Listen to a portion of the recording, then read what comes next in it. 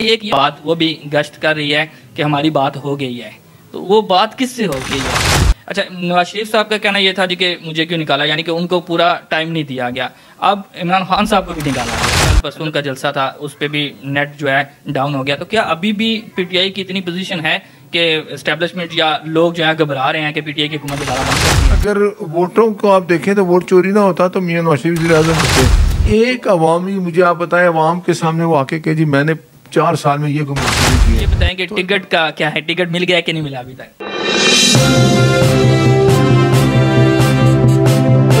बिस्मिल्लाहिर्रहमानिर्रहीम, अस्सलाम वालेकुम। मैं हूं खुर्रम इब्न शबीर और आप देख रहे हैं नूर मीडिया प्लस। आज का इंटरव्यू बड़ा अहम होने जा रहा है क्योंकि आज हमारे साथ मौजूद है नासिर भट्ट साहब, जो यूके मुस्लिम लीग नून के सीनियर नायब सदर हैं, और उसके अलावा नवाज शरीफ साहब के बड़े ख़ास बंदे भी हैं। इनसे गुफ्तगू करेंगे इलेक्शन के हवाले से। अस्सलाम वालेकुम सर। जी वालेकुम अस्सलाम, शुक्रिया सर। पहले तो आपका बहुत बहुत शुक्रिया, आपने हमें टाइम इनायत किया। दूसरा सर, सबसे पहले ये बताएं कि इलेक्शन लड़ने के लिए तैयार हैं आप? बिल्कुल। बिस्मिल्लाहिर्रहमानिर्रहीम। इलेक्शन लड़ने के लिए तैयार भी हैं। मैं तो 6 महीने से आया हूँ। इलेक्शन भी लड़ना है और इलेक्शन जीतना भी है इंशाल्लाह आवाम की वोटों से। अब तो इलेक्शन कमीशन ने अनाउंस कर दिया है और 8 तारीख को इलेक्शन हो रहा है। उससे पहले उन्हें शेड्यूल भी ऐलान हो गया है। तो अब मैंने कोई गुंजाइश नहीं कि ये कहें जी कि इलेक्शन हो रहा है कि नहीं, इलेक्शन हो रहा है इंशाल्लाह। अच्छा, कैंपेन आपकी कोई इतनी खास नज़र नहीं आ रही, तो कैंपेन कब से स्टार्ट करेंगे?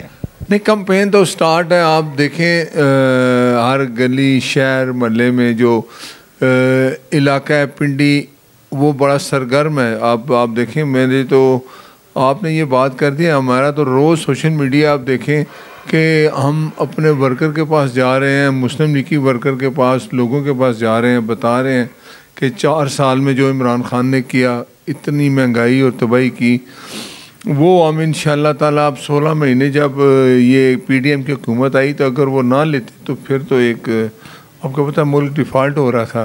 और अब उसके असरात नज़र आ रहे हैं। पेट्रोल महंगा हो रहा है और आवाम को अब सस्त पाई नज़र आएगी इंशाल्लाह ताला। और इलेक्शन के बाद कायद मियां नवाज शरीफ का जलसा आपने देखा जो लाहौर में हुआ है मीनार पाकिस्तान में, उसने ये साबित किया है कि आवाम की आखिरी ख्वाहिश नवाज शरीफ है। अच्छा, अभी सोशल मीडिया पे जो चीज़ें नज़र आती हैं उसमें तो ये चीज़ें ट्रेंड कर रही हैं बहुत सारी, पीटीआई के हवाले से भी, और कुछ चीज़ें ऐसी हैं कि जैसे कल परसों का जलसा था उस पर भी नेट जो है डाउन हो गया। तो क्या अभी भी पीटीआई की इतनी पोजीशन है कि एस्टेब्लिशमेंट या लोग जो है घबरा रहे हैं कि पीटीआई की हुकूमत दोबारा बन सकती है? इस्टेब्लिशमेंट, मैंने तो उनको नून का, मुस्लिम लीग नून का वोट चोरी करके तो ज़बरदस्ती प्राइम मिनिस्टर बनाया था। अब उसको चाहिए, लोग उसको छोड़ के जा चुके हैं, क्योंकि जिन्होंने इसको एक कहते हैं ना कि ज़बरदस्ती इस आवाम पे बिठा दिया था वज़ीर-ए-आज़म बनाकर, बेसिकल तो वो नहीं था। अगर वोटों को आप देखें तो वोट चोरी ना होता तो मियां नवाज शरीफ वज़ीर-ए-आज़म होते। तो अब तो वो हिसाब दे रहा है जो उसने झूठ बोला। आपने कहा वर्चुअल मीटिंग की आप बात कर रहे हैं, तो वो तो आप घर में बैठ के आप झूठ जो भी मर्जी चलाएं, आप आवाम में जाओ, लोगों से वोट मांगो, 4 साल की जो कारकर्दगी दिखाओ लोगों को। उसको तो हर पीटीआई का जितने एमएनए हैं और कोई क्या उसको कहते हैं वज़ीर आला सरादा है, वो उसको छोड़ के चला गया है।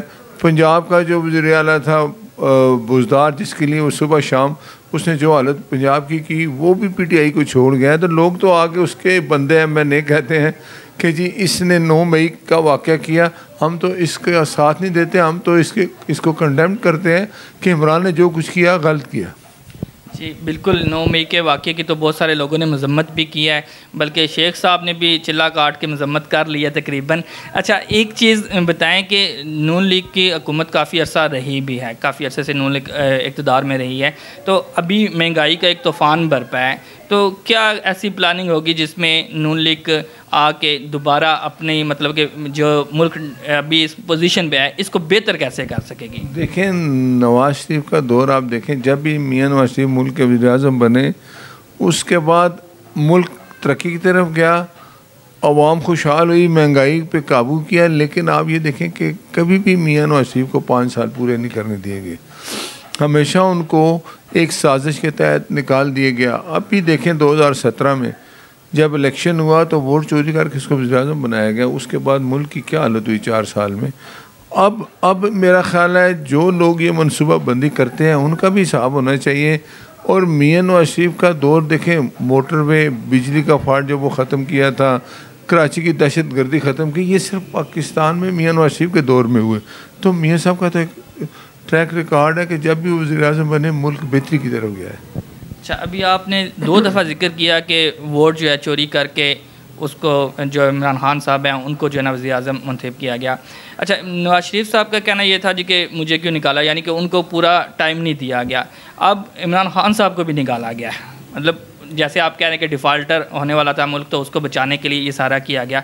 अभी एक ये जो है ना बात वो भी गश्त कर रही है कि हमारी बात हो गई है, तो वो बात किससे हो गई है? मैंने समझा किसकी बात किससे होगी?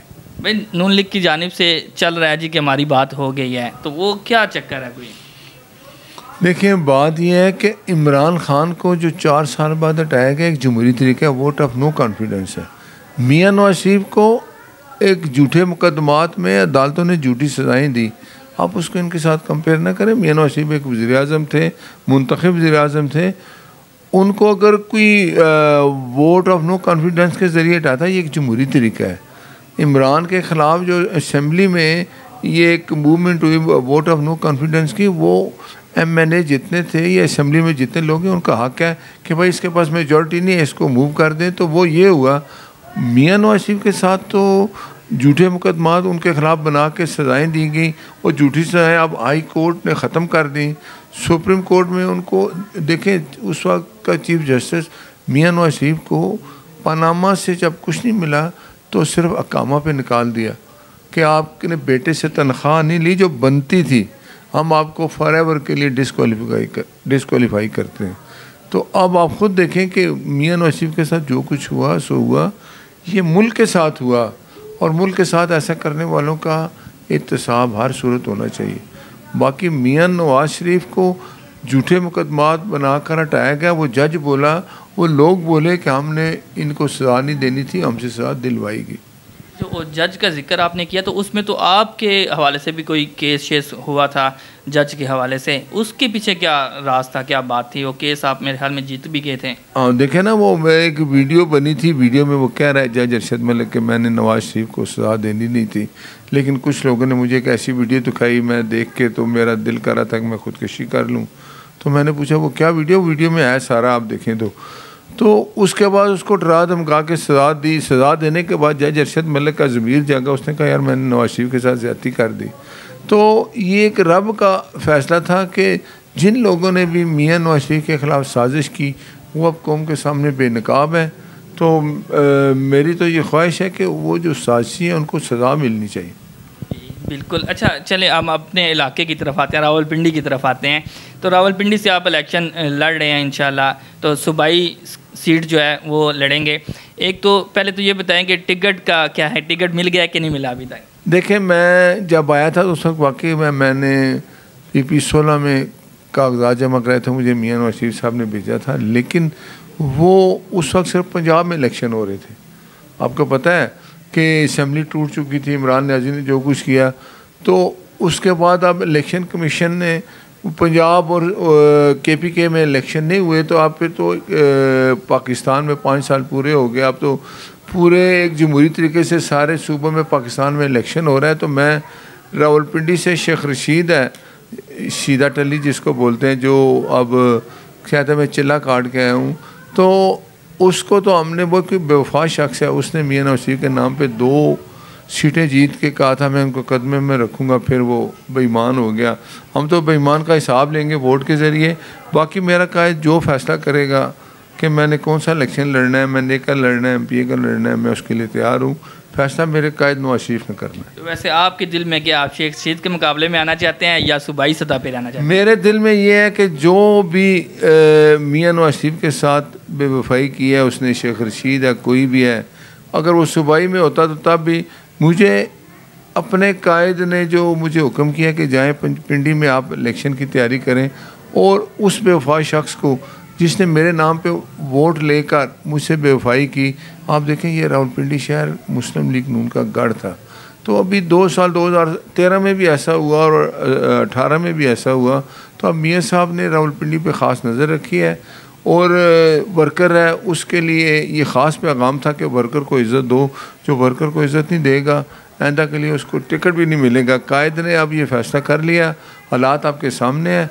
जो भी फ़ैसला मेरा कायद करेगा, जिनको भी वो MNA या MP के लिए मुंतखब करेंगे, मैं भी और बाकी लोग भी उसको कामयाब करेंगे। वो कामयाबी कायद की कामयाबी होगी।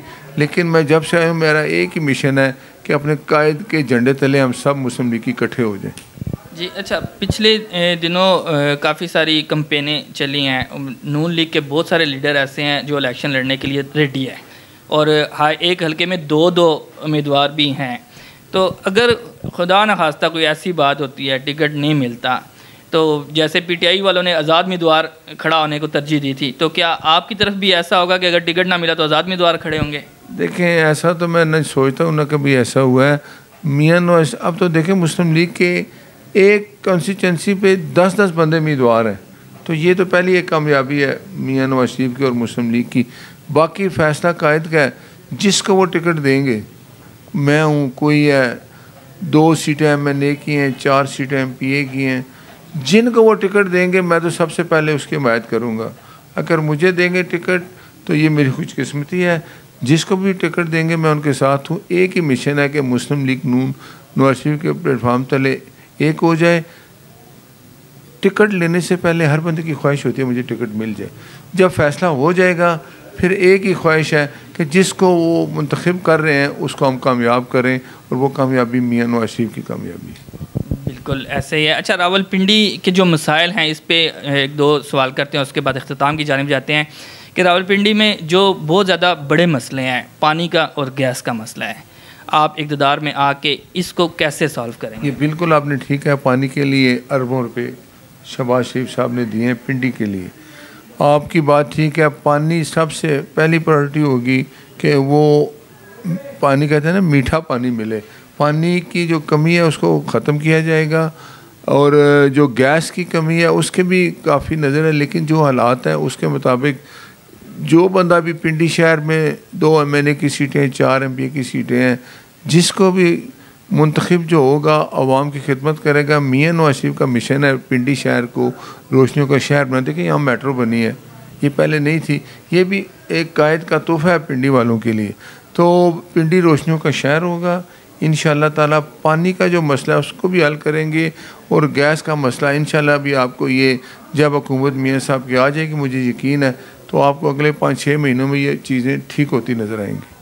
अच्छा, हॉस्पिटल जो हैं हमारे यहाँ काफ़ी सारे हॉस्पिटल बने हुए तो हैं, लेकिन कुछ मसले मसाइल हॉस्पिटल में चल रहे हैं काफ़ी सारे, तो इसकी बेहतरी के लिए भी कोई इक़दाम किए जाएंगे? बिल्कुल, ये मनसूबा बंदी हो रही है। आपको मैं यकीन दिलाता हूँ कि जिस तरह पहले दौर में मियाँ साहब ने हर शहर में पाकिस्तान पे जो कुछ आवाम की मुश्किलात थी उनको पहली तरजीह पे हल किया। रावलपिंडी में भी हॉस्पिटल कार्डियोलॉजी बना है, हॉस्पिटल आप देखें, ये भी मियाँ नवाज शरीफ साहब का तोहफ़ा है। तो हॉस्पिटल भी बनेंगे और मरीज़ों का ख्याल किया जाएगा। आप देखें यहाँ डायलिसिस भी होते हैं, मियाँ साहब ने यहाँ फ्री डायलिसिस होते थे मरीज़ों के। लेकिन ये जब लड़ी टूटी, इमरान न्याजी मुसल्लत हुआ, तो उसने कोई ऐसा काम नहीं किया जो अवाम की बेहतरी के लिए, सिवाय एक बात कहने के कि नवाज शरीफ चोर है। आज अवाम को पता चल गया कि असल वो इमरान न्याजी किस कहते हैं ना, उसकी सोच क्या थी, उसको मुसल्लत किया गया सिर्फ पाकिस्तान को। उसने एक अवामी, मुझे आप बताएं, अवाम के सामने वो आके कहे जी मैंने 4 साल में ये कोई मनसूबे किए हैं। तो इमरान न्याजी एक पपट था, पीछे जो लोग मनसूबाबाजी कर रहे थे उन्होंने पाकिस्तान को नुकसान पहुँचाया। बुग़्ज़ नवाज शरीफ में जो कुछ पाकिस्तान के साथ ज़्यादती हुई उसका हिसाब बहुत ज़रूरी है। लेकिन मियाँ नवाज शरीफ ने अभी भी जब आए थे तो ऐलान किया कि इंतकाम की सियासत नहीं करनी, पाकिस्तान जिन मुश्किलात हैं इनको निकाल के इंशाल्लाह तरक्की की तरफ ले जाना है। मुझे यकीन है 8 फरवरी को जब इंतखाबात होंगे, अवाम मियाँ नवाज शरीफ को वोट देकर चौथी दफ़ा वज़ीर-ए-आज़म बनाएंगे। अच्छा, आखिरी सवाल करता हूँ, हर दफ़ा ऐसा होता है इलेक्शन, जो पार्टी जीतती है वो कहती है शफाफ हुए हैं, जो हार जाती है वो कहती है धांधली हुई है। कौन सा ऐसा तरीका हो कि दोनों पार्टियां ये तस्लीम करें जी कि हाँ इलेक्शन शफाफ हुए हैं? देखें, यहाँ तो जब इलेक्शन होता है तो फॉरेनर लोग भी आते हैं, बाहर के नुमाइंदे भी आके देखते हैं। अगर धांधली होगी, आप देखें ना सियालकोट डस्का में धांधली हुई थी, मुस्लिम लीग नून ने पकड़ी वो धांधली, वो अफसर भी पकड़े गए। तो अब तो मेरा ख्याल है नज़र है हर जमात की, मुझे यकीन है कि पाकिस्तान में शफाफ इलेक्शन होंगे और इलेक्शन का रिज़ल्ट जमात पार्टी चाहे मुस्लिम लीग नून है, PTI है, अगर वो अभी भी शुरू कर दे जी हम रिज़ल्ट नहीं मानते, उसका तो कोई इलाज नहीं है। लेकिन इंशाल्लाह मुझे यकीन है पाकिस्तान में शफाफ इलेक्शन होंगे। जी बहुत शुक्रिया जी, आपने हमें टाइम दिया। इलेक्शन के हवाले से हमारी कोशिश यही है कि जितने भी उम्मीदवार हैं उन सारों के पास जाएं, उनकी राय लें, उनका पैगाम आप तक पहुंचाएं। इस सिलसिले में ये हमारा जो प्रोग्राम था नून लीग के हवाले से पहला प्रोग्राम था। इसके अलावा हमने बाकी प्रोग्राम भी किए हैं। इंशाल्लाह इस तरह के और प्रोग्राम आपकी खिदमत में लेके आते रहेंगे। मुझे इजाज़त दीजिएगा, अगले प्रोग्राम में फिर मिलेंगे। अल्लाह हाफिज़।